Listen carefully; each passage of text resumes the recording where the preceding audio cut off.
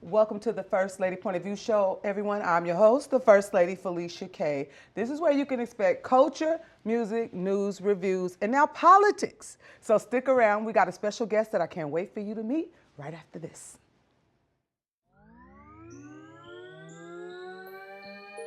You tuned in. It's the First Lady Point of View.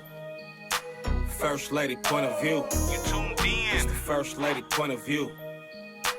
First Lady Point of View. Culture, music, news, reviews. You tuned in. It's the First Lady Point of View. You tuned in. First Lady Point of View. Welcome back to the show, everyone. Today we have a very special guest. We have none other than Assemblymember Sade Elhawary. Did I get it right, Queen? We're right there. All right. I love that for me. All right. How are you doing today? I'm doing amazing. I'm so grateful that you invited me on here and just looking forward to just connecting. Telling us what you got going on. Yeah. You know what? I'm grateful that you took time out your busy schedule to stop by, and you look absolutely stunning. You know, I try. I feel like I got to keep up with you. I Okay, mean, like come that's on, the girl. goal here. That's yes.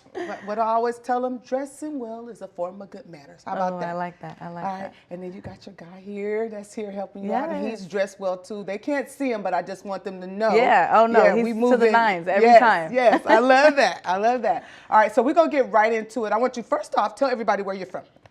I represent South Central LA. I was born and raised in Los Angeles. My family's in Altadena, but I'm a South Central girly. Okay, okay. We just recently was in South Central. Yeah. It was so nice. I loved it. It just makes me think of South Sacramento a lot. Yeah. And so, yeah, that's probably why you're so relatable to me, I think. I think so. I always tell people like South Sac is the South Central of Sacramento for sure. Right. Like, That's probably why we always click with each yeah, other. yeah. So first off, I want you to tell everybody what inspired you to go into public service and how long, let's back that up. How long have Yeah. you been in public service? So I just got elected for the first time. I have never, ever been in elected office before this role. I ran for state assembly in 2024, but I actually started in 2023. So it was like a good 2-year run. And I'm so proud to be able to be here now. It's been like almost a year and a half, which is amazing. I can't even believe how quick it's been. But I do sometimes joke, you know, like I have been involved in local politics since I was elected student body president in elementary school. Hey, that but, counts. you know, Hey, that counts. But we're here now, and just, you know, going into it as like going straight into state assembly isn't necessarily the route, right? It's not conventional. I come from community organizing. My background really started as an educator because I wanted to make a difference in schools, in the classroom. Like I thought that that's where like I could really be of service, right? Like, and as a young person, I'm so proud of myself and where I've been able, you know, to get all the way here. I loved school. I was just telling my team, like I was just finishing a book that I just wanted to read. Like I was always that kid, right? But like, that meant that everybody always supported me so that I could get to where I was able to go to UCLA. I got a full ride to Harvard. Wow. And then I got to come back to my community and do the work that I am so passionate about. But then at the same time that I was doing that, I have a sister, Jasmine, who's a year younger than me. We always were like best friends, did things together all the time. She was even student body president in elementary school too. Okay, after okay. me, right? But Jasmine got into some trouble, like throughout, right? Even like in elementary school, she got impeached, which is a crazy thing, right? Like, how does that happen when you're a baby, you know? In middle school, she got kicked out. In high school, by the time she got there, it was like she would sometimes not be in school at all, and like got kicked out by the time she was probably at the end of 9th grade. And I remember thinking, like, how is it that Jasmine, who's just as smart as me, even smarter, because she got street smarts. I ain't got that. I got book smarts, okay? Yeah. Like, she's just as smart as me, and, like, somehow didn't get that extra love and support so that she could be successful. Somehow she was on the streets for, like, a good 10 years doing a totally different, you know, on a totally different path that I feel like sometimes it really speaks to, like, what it means to have schools that really invest in all of us, not just the good kids, not just the ones that are gonna do well, not just the ones that, you know, don't talk back or don't whatever. Like, how do we really invest in kids like Jasmine? And I think understanding, like, I'm so grateful that she didn't end up on, you know, dead or in jail. Because that was the path she was on for 10 years. From the age of 15 until 25, Jazz was like doing things. We were all like, oh my gosh, like, is she gonna be okay, right? even as she was my best friend, like, and I'm at Harvard, I always thought, like, how can I reach back and pull Jasmine with me? Right. How can I? But like, you know, it's hard, like, right? Like, she's doing crazy stuff. I'm worried about my family back home while I'm in, you know, a totally different state, a place I've never been before.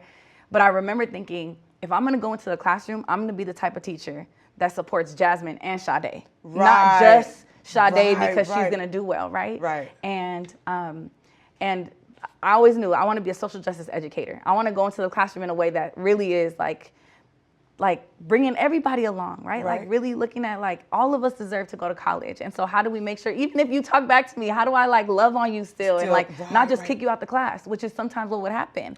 And so that's the easy way. That's teachers need to really realize like that's the easy way, but go ahead. Exactly. And so for me, learning about the school to prison pipeline was what like really shifted for me and like how I ended up, right? So like I decided to go into public service. When I was at UCLA, I became a student activist. I was so involved, like always pushing hard. I wanted to be a Black Panther. I thought I was really revolutionary. Didn't we all? And so being able to now, you know, like to have decided, okay, I'm going to go into the classroom. I'm going to do this work. I got to be an organizer. I got to work at the high schools in South Central. All of it was like really building me up to this point. But I never knew that, right? Like I didn't understand it then. But I always wanted to give back. I always wanted to be a part of like, how do we build up our communities so that they can be the best they can, right? Like, so they could be thriving, not just surviving our community members. And so in a place like South Central, working at an organization that was all about like, how do we lift our community? How do we transform it? Really, the conditions that we see every day, those can change if the systems actually invest in them. And so just doing all that, like kind of opened the doors for me to then, I remember like the day so vividly that shifted how I then ended up here, which is there was this leaked recording in LA City Council. And it was basically 3 or 4 city council members sitting around a table like this in what they thought was a private room. And they were saying some really, really racist stuff. Like I'm talking about like, and mostly about Black folks, but not just Black folks. They dragged everybody, even they're Latinos, but they were talking about other Latinos, like from certain parts of Mexico who look different. There was class discrimination as So well. like it was API people, it was Jewish people, it was gay people. Like they were just so horrible. And when the recording got leaked, I remember we were all like, man, we got to do something about it. And one of the women on the call, she said, I don't think I could cuss. She said, F him, he's with the Blacks, talking about another Latino. And I remember thinking like, wow, like solidarity is so important to who I am, to the work that I do, right? Like so much of what we did in South Central at Community Coalition, the organization I was telling you about, was about Black and brown solidarity. How do we work together to uplift our community? Because we're not gonna do it alone. And I said, we should make shirts, t-shirts. It should say, I'm with the Blacks. And we should have these t-shirts and give them out because we gotta like get these people out. Like that's horrible. And so I had this idea. I took the t-shirts to City Hall. It was a Tuesday and we all were going there to like be like, demand their resignations. Like they can't work here no more, they gotta go. I gave out all the t-shirts, they were like, you gotta go speak. I said, I did not come to speak. I came to give out the t-shirts. I had my idea, I designed it, I got them printed, you know, like it was like a quick turnaround. And they were like, no, you need to say something. Like as somebody who's both Black and brown, you need to talk about the solidarity. And that speech, I didn't have nothing written. I was so nervous. That's probably what made it great. Exactly, the passion and that's what literally opened the doors to now being where I am. Like literally having people say, you need to be at this table, you need to be in this room, and then you need to run for office. You need to represent our community. That, you know what, you just don't never know how to work. Oh, thank you so much for sharing that story. So you just went in there on your full-fledged, I'm a revolutionary, and we out here. So you went there and that was the goal, is I'm just gonna stir it up. I need this change to happen, but they say you wanna make God laugh, tell him your plans, right? Exactly, exactly. He said, nah, you got all that so you're gonna bring it to the front line. So I know the plans I have for you. So has it been challenging though, getting people to just accept you? Because let's be real. Not only are you a minority, but you are young and you're attractive. And even though people don't want to act like sometimes, you know, they say pretty is a privilege, but then you also got some people where they say it could be a curse too, because sometimes people don't take you serious. Have you run into that? I think people definitely underestimate me. I think they still underestimate me. Also, I'm very honest. Like I think in everything I do, I'm gonna tell you, like, I'm new here. I'm learning. I wanna, like, give me all that, like, tell me what I could do to be successful. And many people in this world, they like gotta fake the funk, right? Like they come in, they're like, I know what I'm doing, I know who I am, I know what I'm about, because there's a sense of like ego. You don't want to tell people that you don't know, because then they might, whatever, right? Like look at you a certain way. But to me, I felt like that was my superpower, because I'm gonna tell you, I don't know what I'm doing, and I'm really open to learning, and like help me out. Yeah. I feel like then people were like investing and pouring into me and helping me really understand, like giving me all the good stuff, you know? Yeah. And so sometimes they'd be like, oh, she don't know what she's talking about. Like she even says it. She says she doesn't know. But I think then they started to see like, wait, what is she doing behind, what? Yeah, like, you know, like what is she stirring up? And I think I've definitely gotten into some good trouble since I've been in the state assembly. Explain that, good so, trouble. Like, what does that you look know, like for you? Like my first, before I even started, I remember I had this idea that we were in training. They said, you're gonna get this many staff members, and everybody started rumbling like, only that many? That's not enough. We need this, we need that. And I said, you know what? If we all, like, this is my first time here. I don't know how many is a good number, but why don't we fight for that together? Why don't we go tell the leadership, this is what we need, and we need to do it together? I'm calling up everybody. I'm an organizer, so I'm like, hey, what do y'all think? We can all, there's like 20 of us, we could pull up together, you know? And then I got a phone call like, excuse me, you doing what? Where, how, right? Like, and just like, I think I recognized early on, like, I'm an organizer, but that's not necessarily a good thing for them, because that means I could get a bunch of people on my team, right? And when I don't know and understand like fully, then I'm making decisions that are unconventional, that aren't exactly what they usually do, right? You can get them by too. And so I think little by little they're like, wait, what's going on over there? Like what? Like hold on, we're helping her out, but she's running circles around us. I think sometimes there's a level of that, but for sure, I think people have and will underestimate me, but I think that's a superpower. It is. I think it helps me that so makes much. you silent but deadly for sure. Because sometimes they say you gotta play like you don't know just to see how far they're willing to go, right? So, oh man, I love this. I love this. Now, I do need to ask you though, what is one of the most pressing issues that you feel like that you're facing for District 57? Yeah, so, right now. Yeah, so I represent South Central, downtown, Skid Row, Watts. So I'll start with, Skid Row is the like biggest unhoused population in terms of like literally a population that is unhoused and lives in one particular place, right? Like in this area in downtown LA. And we know that folks are especially struggling in terms of mental health, and we have to do something about it. We have to do more than what we're doing. But so many folks are already doing good work. We know that there's work that's happening, but like, how do we really ensure that it's systemic? How do we push to ensure that we don't, like, when we get people off the streets, we don't get more people on the streets, right? Because people are getting evicted just as fast because it's so unaffordable. Exactly. Okay. And so I think understanding, like, first of all, there's so many people who live on the streets who don't want to be there, who have gotten there because of economic issues, and people have all these misconceptions. They don't even realize that there's kids on the streets now with their families because of how hard it is to afford to live in a place like LA. Yeah. And so we have to, one, make sure that we do everything we can to support those folks. We also have to make sure the people who are really struggling, who don't understand, who maybe are struggling with substances, they're coping with drugs, that we don't just write them off and say, well, they want to be there. Yeah. That we have to understand, like, well, how did they end up there? And how do we help them? Like, how do we understand this is a disease? This is not just, oh, somebody just wants to do this and just sit around and not know. Like, people become addicted, and we have to do things to support them through that addiction, not just say, throw them away, lock them up, you know, throw away the key if they don't want to fix it, right? Like, our jails, our prisons house so many people who are struggling with mental health. Yes. Because we don't know how to actually address that issue, that root cause. And I think that's where we have to really invest. So to me, that's a huge, huge piece. In addition to when we think about how many folks are ending up in the prison systems, how many end up back in the cycle, you know, going back into jail, going back into the criminal justice system, knowing that especially a place like South Central LA has been impacted by mass incarceration. So people are now coming home. And what does it mean for us to really invest in them so that they have the resources to actually stay housed, to get a job, right? And really be thriving in our communities. Okay, well, hold that thought. Yeah. Because we're going to take a break, okay, and then we're going to get right back to it. Sounds because good. I have a question that I want to ask you. We'll get into that right after this. All right, you guys, I hope you guys have been enjoying the show and you guys are finding something that you can take away from this. It's very informative, so I need you guys to really pay close attention to Assemblymember Sade. We'll be right back after this short break.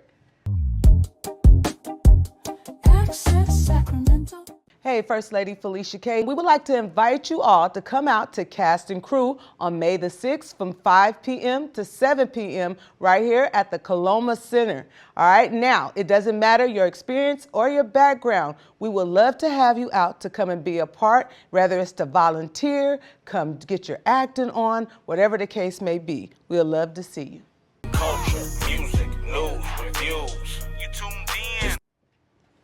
Welcome back to the show, everyone. We are here with none other than Assemblymember Sade, and we are talking about how she is navigating life as an Assembly member and things that she wants to see change in South Central LA.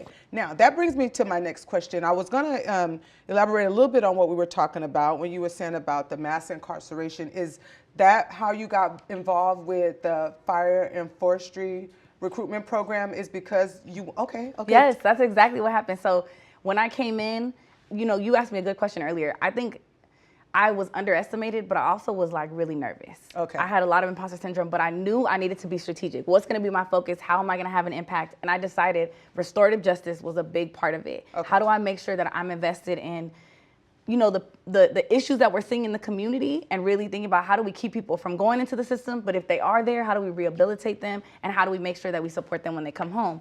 On the rehabilitation side, we know that the fire camps are one of the best ways that people are rehabilitated. Yes. I mean, incredible, next level. Yeah. At the same time, the wildfires happened in Los Angeles. I told you earlier, my family's from Altadena, so my family was directly impacted by the fires. Yeah, they mentioned that. My sister lost her home.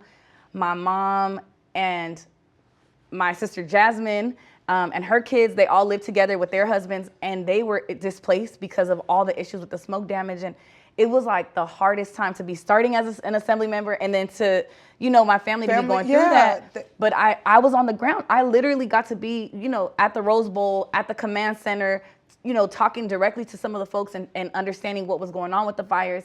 But at the same time, I got to see and have a conversation with the folks who were actually fighting the fires, who were incarcerated. And I knew that we had to do something to support them, because it's very clear when they're literally put to the side in different colors. Like these are the folks who, you know, like they don't even get access. People are coming with all this delicious food and all these things, and they were like, no, we don't. There's a line here. Yeah, they don't get access to that. And so one of the things, the first things I said was, okay, how do we support y'all? How do we invest in you? How do we help you to have everything you need? And mind you, there were a lot of people already doing that. But like I said, how can I help as a new state assembly member? How can I help you on the legislative side? One of the first things was to help make their pilot program permanent, because they had allowed youth who have violent offenses actually do this work. Because before they used to say, if you have this, this, this, and that, you can't be a part of it. And so there was this pilot program, and these young people were the most proud of themselves. They were just like crying, telling me how good they felt, to like make their families proud, to make the neighbors, you know, in the communities where the fire camps are, they have little parades for them, right? Like they felt like they were already thrown away in society, and we're doing this. So I'm like, we got to make this permanent. But then also I got a chance to meet Chief Royal Ramey, because then we started to talk about, well, how do we make sure when they come home they have real employment pathways? And we were having conversations with CAL FIRE, with CDCR, which is the Department of Corrections and Rehabilitation. And they were kind of like not feeling my ideas totally, because they're like, she's coming from outside. She doesn't know, right? Like she cares, but like sometimes it feels like they feel like I'm coming up against them. But you have somebody like Chief Ramey who comes in, who says, let me broker this conversation a little differently. Let me help you understand, Sade, what they're talking about, why they're not feeling what you're doing. And then how do I make sure that CAL FIRE and CDCR knows like she means well, and like we're all on the same page? How do we get that? And so a part of this is like, how do you build relationships? How do you organize people? How do you make sure that you're not doing anything that just pushes so hard that they say, heck no, we don't want to help you, but also that says we aren't going to just allow the status quo. We don't want the same old, because we see what has happened to our communities. It's not effective, we need it so to we be got to better. move on from it. Exactly. You know what? You just set it up, but really you kind of answered the next question, and it was going to be, how do you incorporate the youth and get them to engage with your message and what you got going on? And you really just line that up, because you get right out there and you let them know, hey, I get it, I understand you, I see you, and I want to see you win. Yeah, we have to do, so I started as a youth organizer. I started community organizing, but like I was with the high school students in South Central LA. Like my passion, I was a teacher, a high school history, like my passion. Do you miss it? I love young people so much. I don't miss the class because I feel like it was limiting. I love being, and like being an organizer, it meant I could go to all the schools and have like real policy impact and big scale, you know? But what I love is that when young people come up to Sacramento, I tell the team, prioritize me talking to them. Sometimes I could do a whole situation. We could sit down.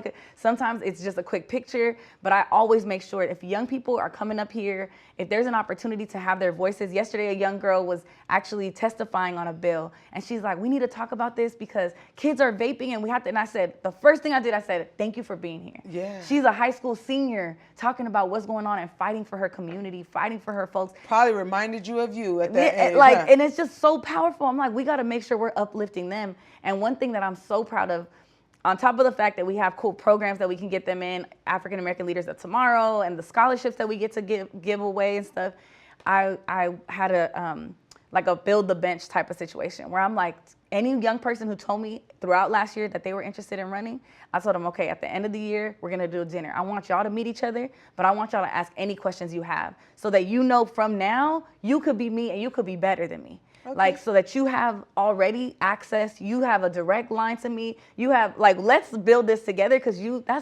that's what this is about. Like, if I was able to finally open this door, I'm gonna keep it open. I'm gonna pull y'all up behind me. That's what we gotta do. You know? Man, and that's one of my sins too. You know what? I would love to come witness you engage with the kids one day. Because I bet they really like get a kick out of you because I'm enjoying it and I'm your elder, okay? So I know the kids sop it up with a biscuit, okay? So how would you say that being in this position where you are now as an assembly member, how has it impacted you or changed the way you move? It seems like you really kind of stayed true to your script, but I know that there's been some evolution, some evolving going on. What would you say has been the biggest, most gratifying change that it has brought to you personally, your personality? Yeah. Oh, that's such a good question. You know, I will say for sure the piece around being authentic and like even leaning into that more is important because I think coming here with all the imposter syndrome at first, I almost felt like, well, all y'all have been mayors or council members or something in your communities, and I'm a newbie. I've never done this before. I'm not a lawyer. You know, like there were all these things. So on the one hand, I think it's the authenticity. On the other hand, I think it's that I always knew I was brave. Yeah. You know, I always knew I was bold. This is a new level, huh? This but like I feel skydiving. like, oh no, like to go against, right? Because in this space, there's an expectation that you kind of have to sometimes go along to get along. And sometimes it's hard to like put your, flag down and say, I'm not going to do what they doing. And recognizing that you might be retaliated against, recognizing that you might get into some trouble, that I think that I've had to like really be open to, all right, Sade, like, we're doing this because you came here for your community.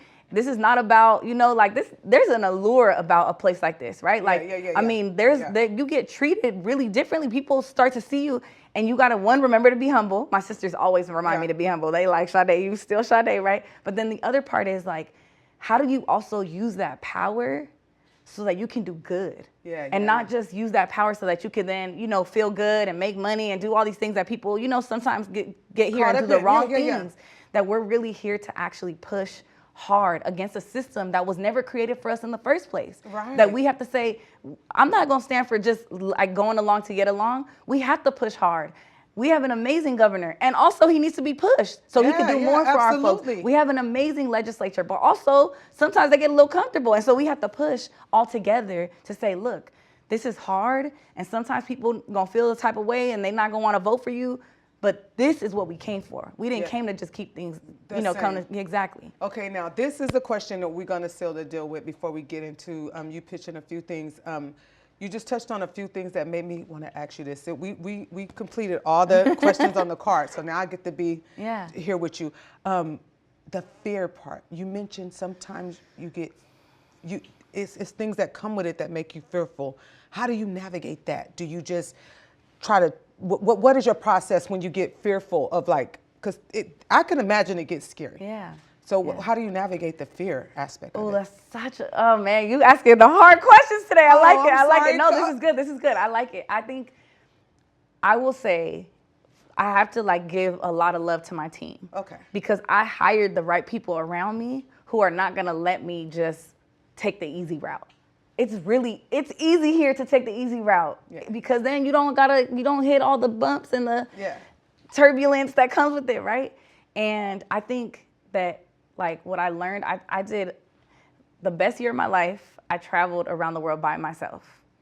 And I remember learning during that time that you got to feel the fear and do it anyway. And that sometimes you just got to channel the fear in the right places. It's not like I'm not scared or I just got to say, like, you know, you can't be afraid. But like sometimes I feel like having the right people to kind of boost you up as you're like pushing forward.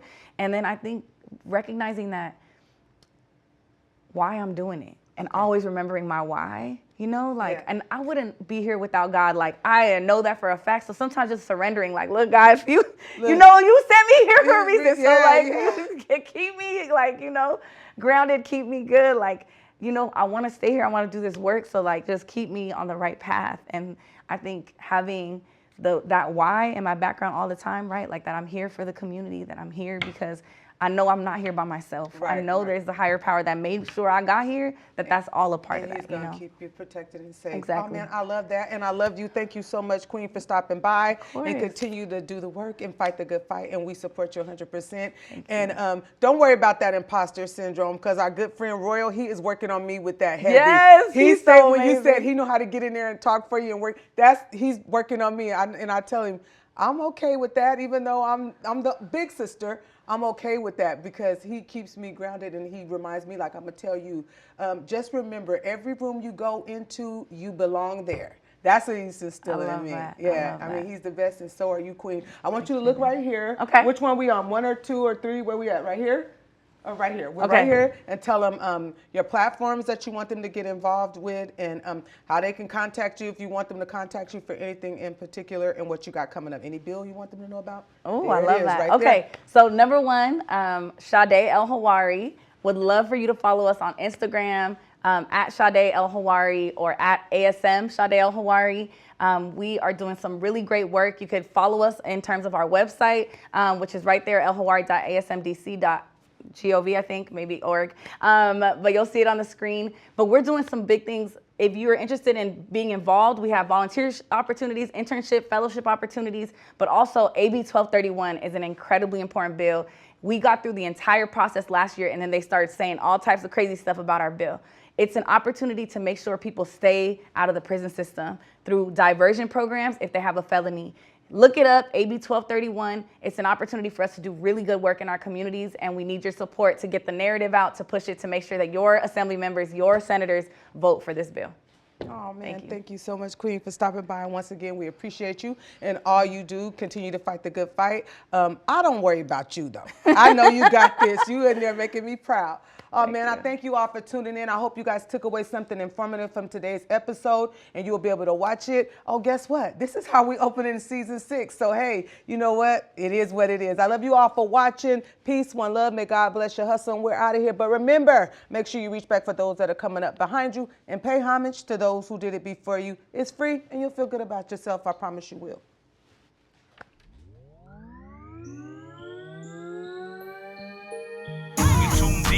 First lady point of view. First lady point of view. You tuned in. It's the first lady point of view. First lady point of view. Culture, music, news.